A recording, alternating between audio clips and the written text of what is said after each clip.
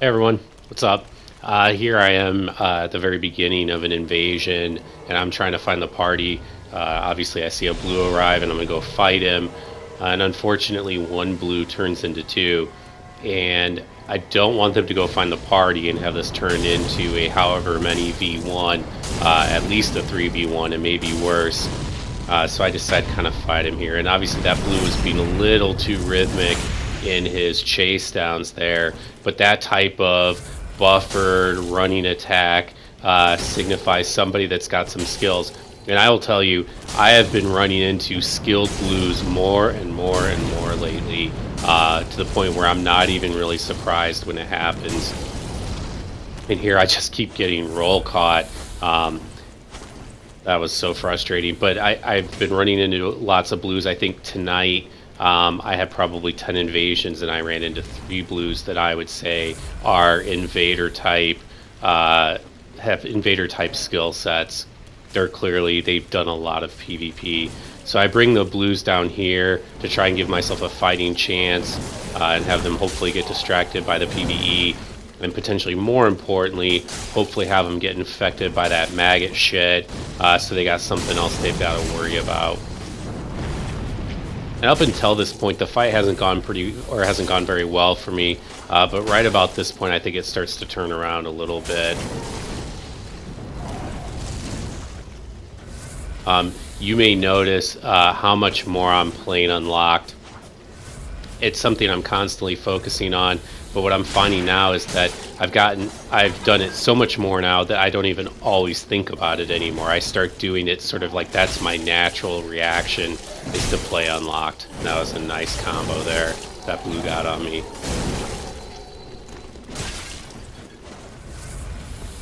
And I should bring something up. I was talking to Project Goof about this at one point. One of the really awesome things, maybe the most awesome thing about having a YouTube channel, is that you get all kinds of feedback for free from the people that watch your videos. And I think about all the feedback I've gotten over the last 6 months or so, and how much better it's made me. And each piece of feedback alone, makes a small amount of difference and a small change. But if you're bored one day, go back and watch one of my videos from, say, like 6 months ago, and compare it to now. And keep in mind, I've been playing this game since launch. I've improved more probably in the last 6 months than I did for the entire year and a half preceding that. And that skill set improvement is almost all attributable to the feedback that I've received from everybody. So really thank you to everybody. I know sometimes people are reluctant to leave comments. They're afraid that they'll be taken as like a criticism of the person, and I totally understand that concern, and I feel it very often myself. But trust me, I don't take any of it personally, and I'm very grateful for all the feedback that I get. So if you see something you think I can be doing better, let me know. Here I decide I want to fight these guys inside rather than this little confined courtyard. I sent the elevator back up so they couldn't double back on me, and now I've cut off my only avenue of escape. So I pretty much have no choice at this point but to take these guys out. And I'm able to get a really good read on the Sunbro there. When he blocked my R2, I figured it was a really good bet he'd come out swinging.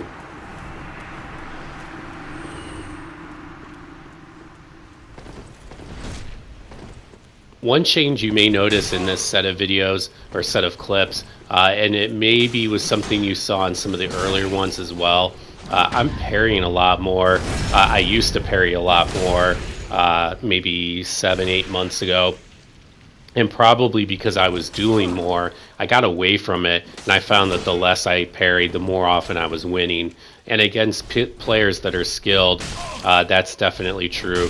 But against players that aren't quite as skilled, parries can be an awesome tool in your toolbox to get rid of people very quickly. And it's not just parries, but critical attacks in general. And watching folks like Pep and Goof and some others have really cemented that for me and made me realize I need to be going for more criticals.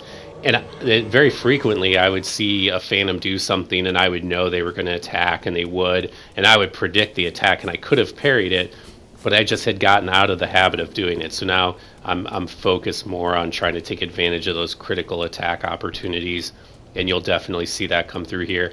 I whiff some parries, but I would say I probably land at least 80% of my parries are good reads, in the sense that I could have parried them, but maybe I slightly mistime it.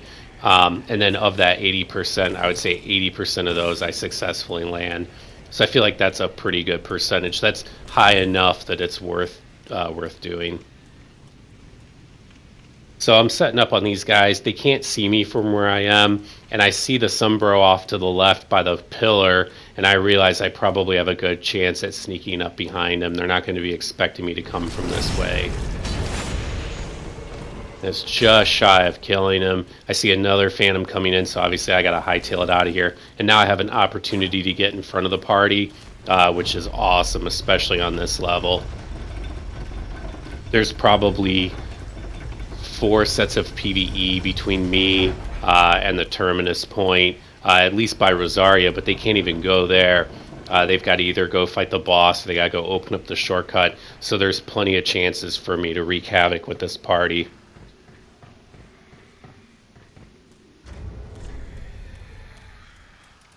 And as an example, this ring swap right here, it's something I would not have done 3 or 4 months ago. I would not have wanted to give up the Hornet ring, even though, ironically, I was using parries less than I do now. So I decide I'm going to camp out here and kind of try to hide from them. But I think it was a tactical blunder, because now I haven't given myself an exit, and I run the risk of getting trapped back here without a good way to get out.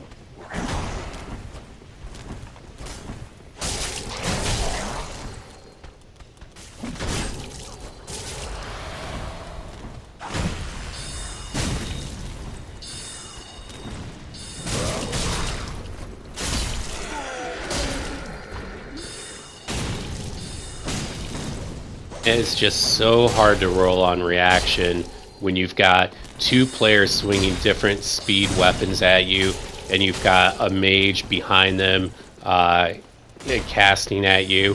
As hard as I try in those situations to not just start rolling, I don't know. I just can't keep track of that many things going on at once. I'm working at it. I think I'm a little bit better each time I play, but I still can't avoid panic rolling like I can maybe against a single opponent. And there I was locked on briefly, but I was alert enough to disable the lock on so that I could roll up here without fear of rolling off the edge. And there I threw that alluring skull to try to bring some of the PvE down by the party.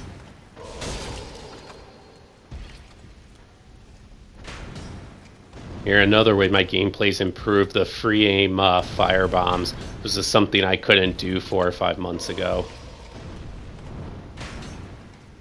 I was really proud of that shot.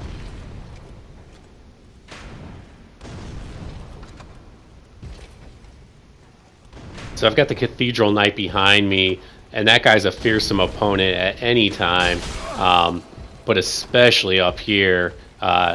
He's terrifying to face, and in fact, I don't even play against him. I just run past him and drop down. And that's actually what the host just did to my left. He ran ahead and dropped down.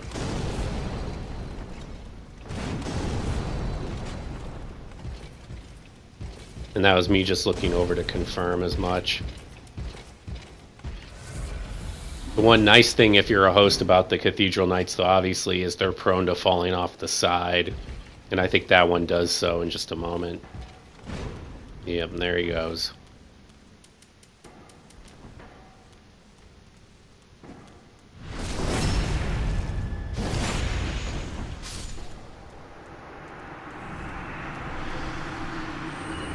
So I could leave this Phantom up here and just go run after the host, but he almost certainly would end up catching up to us.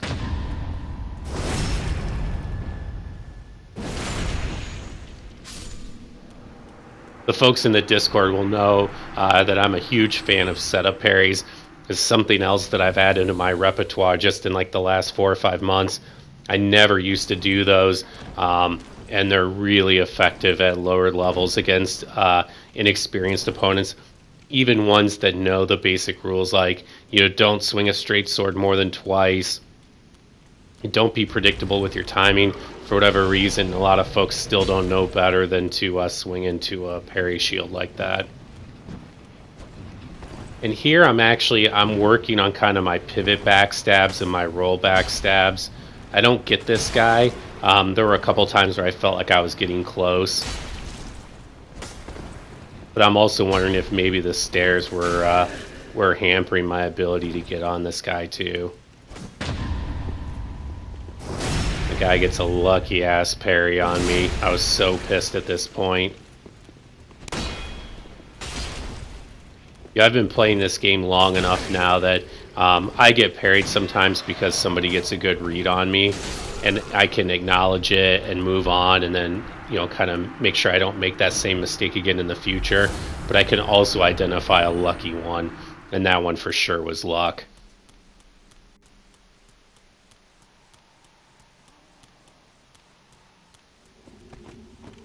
So this crew here, I find them in front of the Abyss Watchers, and I see there's at least 3 of them, but I really have no choice except to kind of try to go YOLO on them, because if I try to back off, if I try to get them to chase me, the risk is that they're just going to go through the boss fog, and I'm going to lose. But one thing I've definitely learned, and I think I mentioned this before, Nif had made this point in one of his earlier videos, that even hosts and phantoms that claim to not like PvP, they absolutely love PvP if they think it's an opportunity for them to just beat mercilessly upon an invader. And so given their numbers advantage here, they probably feel very confident in the outcome here. Spoiler, they lose. And you can see I've taken to carrying the dual charms around with me. That cheesy strategy of putting like Magic Shield or Great Magic Shield on the shield and giving yourself like that infinite or close to infinite stability depending on the actual shield. That I hate getting cheesed like that, and I used to see that a lot. I would see it at Pontiff, and then I hadn't seen it for quite a while, and then just like in the last week I've seen it I think like 3 times, so I don't know if more people are doing that again or what, but I shut that shit right down. Fighting 3 players is difficult enough without wanting them having like an infinite stability shield with 100% physical block. It's always so frustrating when you get like a guard break or a parry on somebody and you can't take it.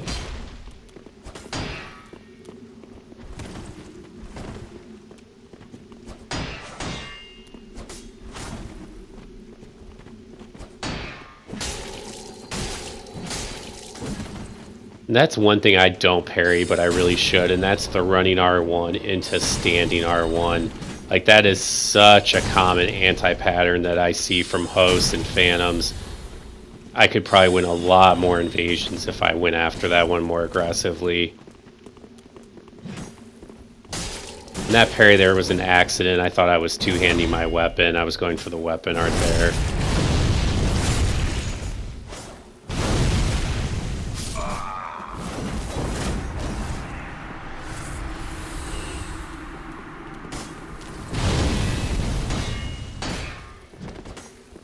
I was actually somewhat surprised to see this host decide to stick around. I really expected him to run for the boss.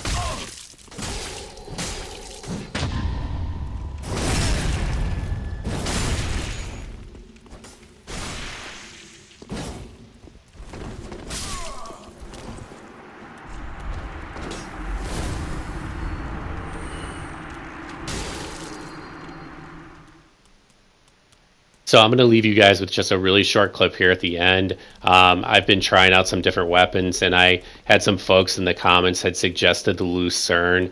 That was a particularly good low-level weapon. And I have quite a bit of success with it here, and I really enjoyed using it. It struggled a little bit for me against multiple opponents. What weapons don't, right? But in particular, this one was tough because the swing speed of the weapon is so slow that somebody can come up behind you and get a backstab. And though the weapon art helps mitigate that risk somewhat because the sweep goes so far around you, but it requires FP obviously, and I only have like 6 attunement on this build, so I just don't have enough FP to be able to use the weapon, or probably more than like 4 or 5 times. Well guys, thanks so much for tuning in today. I hope you enjoyed the content. Take care now.